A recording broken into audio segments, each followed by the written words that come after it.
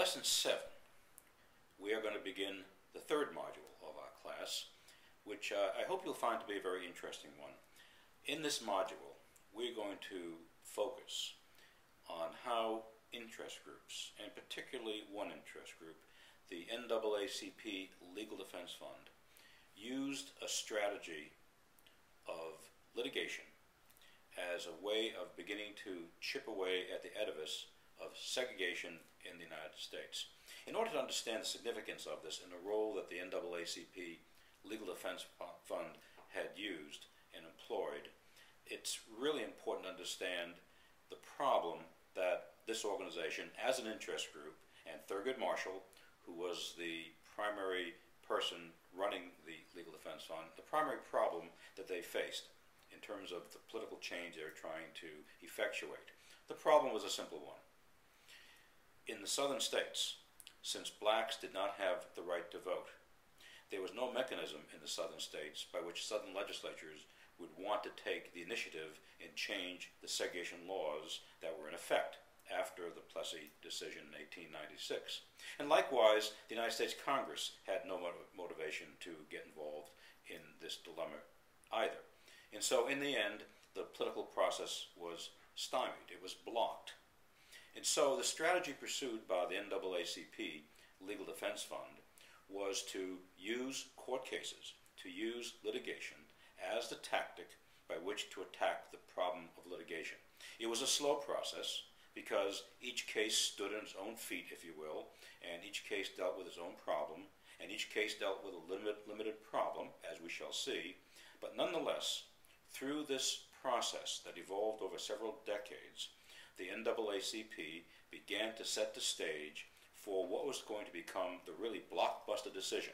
that was going to transform civil rights in the United States, and that was Brown versus Board of Education in 1954. But before they could get to Brown versus Board of Education,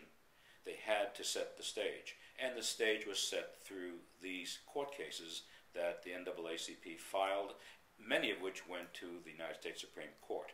We're going to focus this week on one particular case. This case is called Sweat versus Painter, decided in 1950 by the United States Supreme Court, and it concerned, as you will see when you read the case, an attempt by the University of Texas and its law school to bar the admission of black students. Their technique for doing this was to meet the mandate of separate but equal and Plessy v. Ferguson, and that approach was to try to build a separate law school for black students in Austin, Texas. The significance, as we'll see,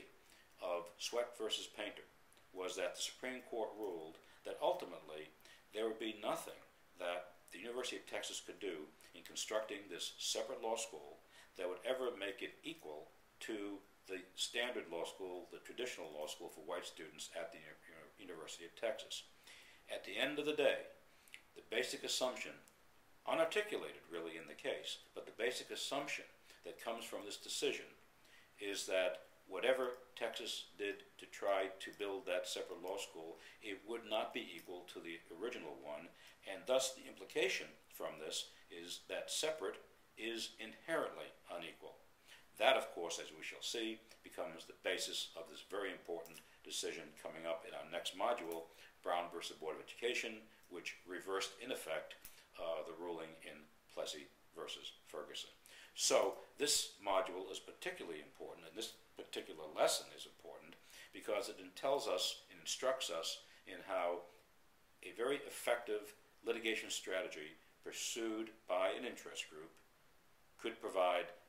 really fundamental political change in the United States and lay the foundation for the second civil rights movement that occurred really with Brown versus Board of Education in 1954.